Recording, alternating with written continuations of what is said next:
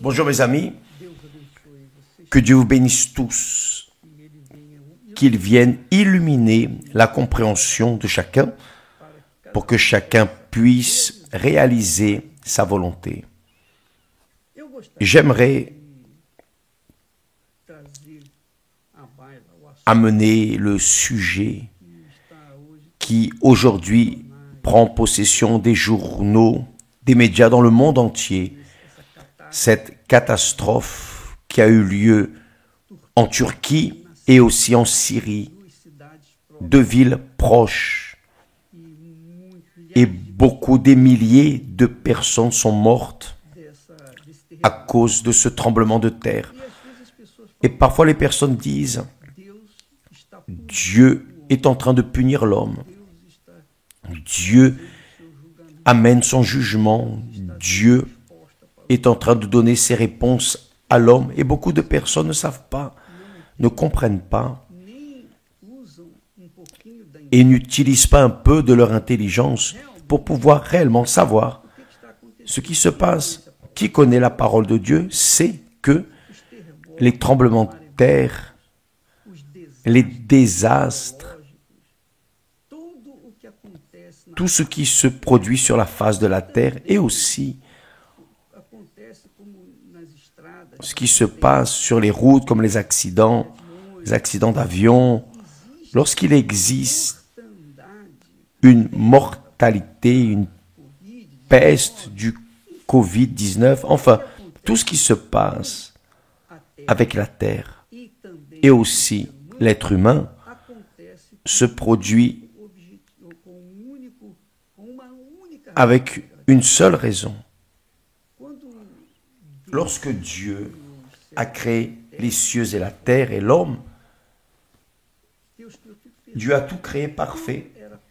Tout était parfait, tout était harmonieux avec les choses que Dieu avait créées au ciel. Cependant, l'homme a prêté oreille au serpent, au diable, et parce qu'il a prêté oreille au diable et contrarié la voix de Dieu, il a résisté à la voix de Dieu et a répondu à la voix du diable. Donc, l'être humain est en train de moissonner les fruits de cette désobéissance à Dieu.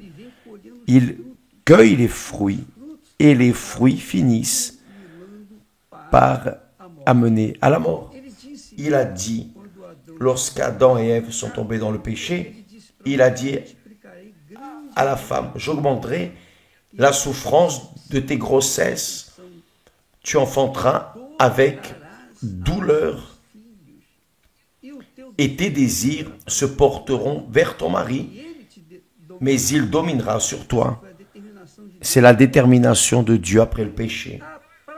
Et à Adam, il a dit, puisque tu as écouté la voix de ta femme et que tu as mangé de l'arbre au sujet duquel je t'avais donné cet ordre, tu n'en mangeras point, le sol sera maudit à cause de toi.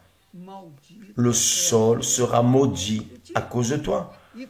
C'est à force de peine que tu en tireras ta nourriture tous les jours de ta vie. Donc, les personnes moissonnent cette malédiction et Dieu a imposé si bien au serpent qu'à la femme qu'à l'homme et aussi à la terre, c'est-à-dire la terre a été maudite à cause du péché de l'homme. Donc, lorsque nous voyons ces désastres, tout conduit au fait que le péché est la raison et le fondement et le motif pour lequel nous, êtres humains, nous sommes en train de souffrir. Nous voyons des désastres et nous voyons beaucoup de personnes mourir stupidement, parfois même des jeunes, des enfants qui partent de manière précoce. Tout cela arrive, quel que soit le désastre, tout ce qui arrive sur la face de la terre, que ce soit avec la terre ou avec l'homme, la raison est le péché. Voyez ce que Dieu dit là en Ézéchiel, il le dit, L'âme qui pêche, c'est celle qui mourra. L'âme qui pêche, c'est celle qui mourra.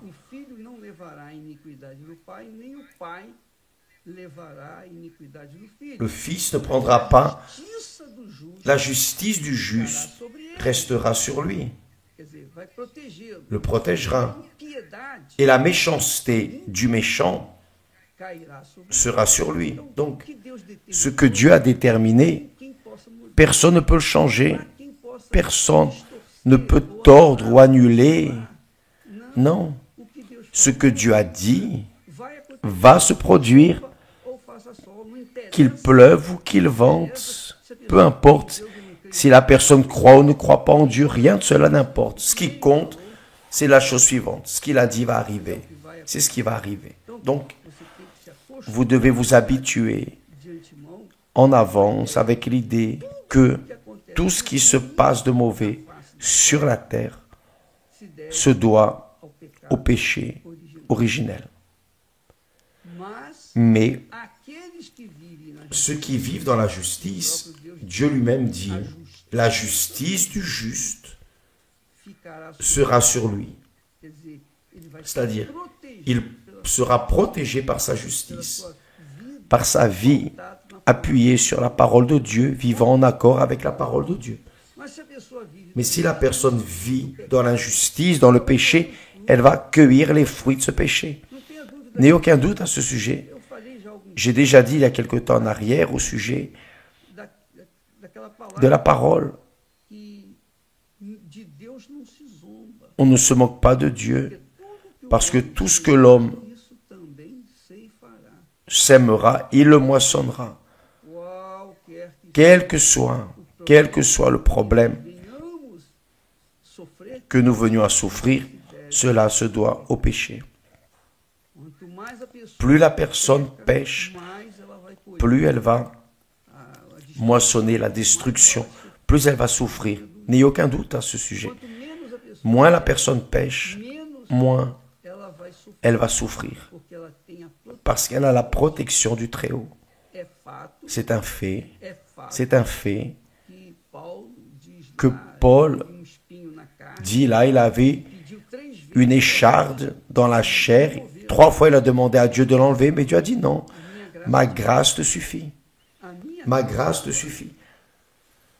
C'est-à-dire, la grâce de Dieu suffisait à Paul à cause de cette écharde dans la chair. Et il a dit, il dit plus à ce sujet. Il dit que quand le juste souffre à cause de sa foi, à cause de sa justice, Dieu est glorifié quand le juste souffre, comme son Fils a souffert. Dieu a pris plaisir à la souffrance de Jésus, parce que la souffrance de Jésus, sa mort, nous a apporté le droit à la vie d'annuler n'importe quelle malédiction. Vous qui me regardez maintenant, ce problème dans lequel vous êtes enveloppé, ne vous chauffez pas la tête. C'est facile de dire ça. Excusez-moi, je vais boire un peu d'eau. J'en ai besoin.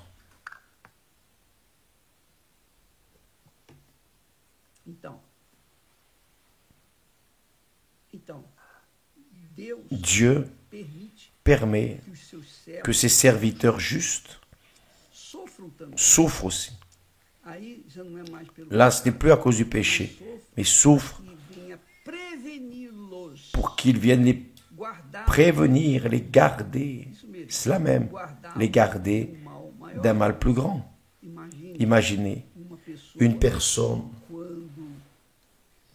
lorsqu'elle est juste, lorsque la personne vit dans la parole de Dieu,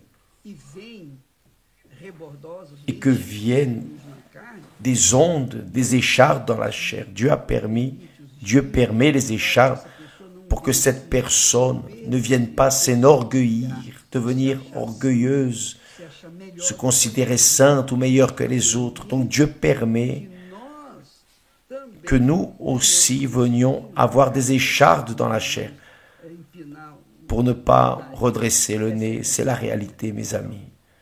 Mais revenons au péché originel, c'est lui qui a apporté toute la malédiction dans le monde. Il n'y aurait aucune malédiction, la terre ne serait pas maudite, l'homme ne serait pas maudit, la femme ne serait pas maudite, la femme ne serait pas maudite par la douleur de l'enfantement, l'homme ne serait pas maudit par la sueur de son front pour enlever le pain quotidien. Mais que peut-on faire? Si les personnes préfèrent suivre dans l'injustice, que peut-on attendre? On ne peut attendre seulement que viennent les problèmes. N'ayez pas de doute à ce sujet. Donc le péché est la racine du problème de chacun. Et le péché atteint quoi? Le péché atteint l'âme. C'est le pire de tout. Dieu dit en Ézéchiel, toutes les âmes sont à moi. Toutes les âmes sont à moi. L'âme qui pêche est celle qui mourra. C'est-à-dire, ça ne sert à rien que la personne veuille se préserver, se garder, se protéger, investir dans sa protection personnelle, avec de l'argent, avec tout ce qu'elle a, la technologie de ce monde, parce que elle va moissonner les fruits de ce qu'elle a semé, de ce qu'elle a planté. Donc, mes amis, face à ces faits, nous ne pouvons que nous humilier et prier, demander à Dieu, garde-moi Seigneur, comme tu l'as promis, et maintiens-nous dans l'humilité devant le Tout-Puissant. Donc, qui croit, qui ne croit pas, ça ne fait aucune différence. Si vous croyez, vous êtes béni. Si vous ne croyez pas, vous serez maudit. Et on ne peut pas changer cette situation. Dès l'instant où vous croyez dans le Seigneur Jésus-Christ, dès l'instant où vous mettez votre âme sur l'autel, votre cœur sur l'autel, Dieu va vous protéger dans tous les sens. Il n'évitera pas qu'il y ait certaines échardes dans votre chair, car cela est pour votre propre bien, notre propre bien. J'ai des échardes dans ma chair, que vais-je faire? Prier, j'ai déjà prié, pas 3 fois, plusieurs fois, beaucoup de fois, mais que se passe-t-il? Dieu a permis et permet ces échardes grâce à Dieu. Grâce à Dieu, pour cela. Que vais-je faire? Je ne vais pas me plaindre, me lamenter, je ne vais pas murmurer dans les coins. Non, je vais rendre grâce à Dieu et continuer dans ma foi, parce que je sais que mon Seigneur vit, et finalement, un jour, il va faire cette âme se reposer pour toute l'éternité avec lui. Que Dieu vous bénisse tous, et à demain. D'ailleurs, demain, mercredi, comme cela arrive, nous avons la nuit de l'âme, la nuit du salut de l'âme.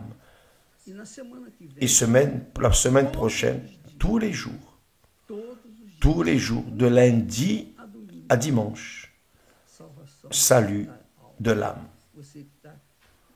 Vous qui, par exemple, êtes perdu, désorienté, vous qui êtes une drachme perdue dans la maison, ou vous qui vous êtes refroidi, vous êtes sans église, vous voulez une chance, vous êtes en train de demander à Dieu une chance, donc vous aurez cette chance. La semaine prochaine, tous les jours, vous n'aurez pas cette excuse, ah, c'est pas possible, je suis fatigué, ceci, cela, n'importe quel jour où vous viendrez la semaine prochaine, sachez, salut, salut, salut pour votre âme.